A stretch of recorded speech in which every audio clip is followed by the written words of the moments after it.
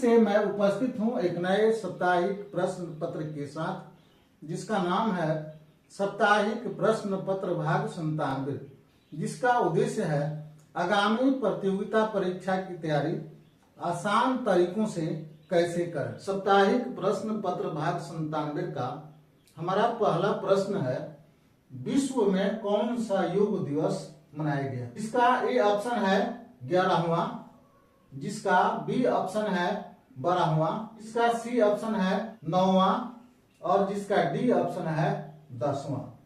तो इस प्रश्न का सही जवाब है ऑप्शन बी 12वां, यानी विश्व में 12वां योग दिवस 21 मई को मनाया गया।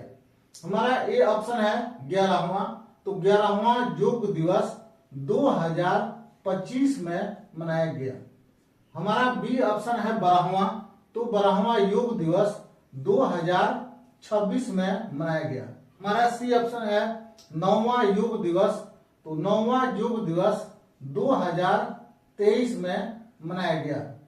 और हमारा डी ऑप्शन है 10वां, यानी विश्व में 10वां योग दिवस 2024 में मनाया गया। हमारा दूसरा प्रश्न है, भोर का तारा किस आकाशीय पिंड को कहते हैं। जिसका ए ऑप्शन है पृथ्वी, जिसका बी ऑप्शन है मंगल, जिसका सी ऑप्शन है शुक्र और जिसका डी ऑप्शन है बृहस्पति। तो इस प्रश्न का सही जवाब है ऑप्शन सी शुक्र, यानी शुक्र ग्रह को भोर का तारा कहते हैं। हमारा ये ऑप्शन है पृथ्वी, पृथ्वी को नीला ग्रह के नाम से जानते हैं। हमारा बी ऑप्शन है मंगल, मंगल को लाल ग्रह के नाम से जानते हैं और शुक्र को भोर का तारा के नाम से जानते हैं। हमारा तीसरा प्रश्न है, दल बदल विरोधी कानून किस संविधान संशोधन द्वारा लाया गया। जिसका ए ऑप्शन है 52वां संशोधन, हमारा बी ऑप्शन है 61वां संविधान संशोधन, हमारा सी ऑप्शन है 73वां संविधान संशोधन और हमारा डी ऑप्शन है 76वां संविधान संशोधन।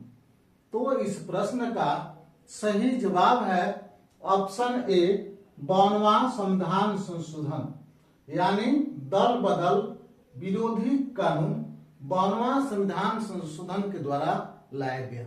हमारा बी ऑप्शन है 61वां संविधान संशोधन और 61वां संविधान संशोधन में मतदान में वोट देने का उम्र जो 21 वर्ष था, उस उम्र को घटाकर 18 वर्ष किया गया। हमारा सी ऑप्शन है 73वां संविधान संशोधन। 73वां संविधान संशोधन में पंचायती राज व्यवस्था को संवैधानिक दर्जा दी गई। हमारा डी ऑप्शन है 76वां संविधान संशोधन। तो 76वां संविधान संशोधन के अंतर्गत 6 से 14 आयु वर्ग के बच्चों के शिक्षा के अधिकार को मौलिक अधिकार की दर्जा दी गई। हमारा चौथा प्रश्न है, राष्ट्रीय सांख्यिकी दिवस कब मनाई जाती है। जिसका ए ऑप्शन है 5 जून, जिसका बी ऑप्शन है 29 जून, जिसका सी ऑप्शन है 14 जून और जिसका डी ऑप्शन है 21 जून। इस प्रश्न का सही जवाब है ऑप्शन बी 29 जून, यानी 29 जून को विश्व सांख्यिकी दिवस मनाई जाती है। हमारा ए ऑप्शन है 5 जून, 5 जून को विश्व पर्यावरण दिवस मनाया जाता है। बी ऑप्शन है 29 जून, 29 जून को राष्ट्रीय सांख्यिकी दिवस मनाया जाता है। हमारा सी ऑप्शन है 14 जून और 14 जून को विश्व रक्तदान दिवस मनाया जाता है। और हमारा डी ऑप्शन है 21 जून, 21 जून को विश्व योग दिवस मनाया जाता है। 21 जून को विश्व योग दिवस मनाया जाता है। हमारा पांचवा प्रश्न है, उत्तर प्रदेश राज्य की सीमाएं कितने देशों से स्पर्श करती है। तो इस प्रश्न का ए ऑप्शन है 1 देश, इस प्रश्न का बी ऑप्शन है 2 देश, इस प्रश्न का विकल्प है 3 देश और इस प्रश्न का डी ऑप्शन है उपयुक्त में कोई नहीं। तो इस प्रश्न का सही जवाब है ऑप्शन ए, एक देश, यानी उत्तर प्रदेश राज्य की सीमाएं एक देश को स्पर्श करती है और उस देश का नाम है नेपाल, यानी उत्तर प्रदेश राज्य की सीमाएं नेपाल देश को स्पर्श करती है। हमारा बी ऑप्शन है दो देश की सीमाएं उत्तराखंड राज्य को स्पर्श करती है। स्पर्श करने वाले देश, पहला देश चीन और दूसरा देश नेपाल। हमारा डी ऑप्शन है तीन देश, और तीन देश की सीमाएं पश्चिम बंगाल से स्पर्श करती है। हमारा छठा प्रश्न है अब्दुल गफूर बिहार राज्य के किस क्रम के मुख्यमंत्री थे? जिसका ए ऑप्शन है 11वें क्रम, जिसका बी ऑप्शन है 12वें क्रम, जिसका सी ऑप्शन है 13वें क्रम और जिसका डी ऑप्शन है 14वें क्रम। तो इस प्रश्न का सही जवाब है ऑप्शन सी 13वें क्रम, यानी अब्दुल गफूर बिहार राज्य के 13वें क्रम के मुख्यमंत्री थे।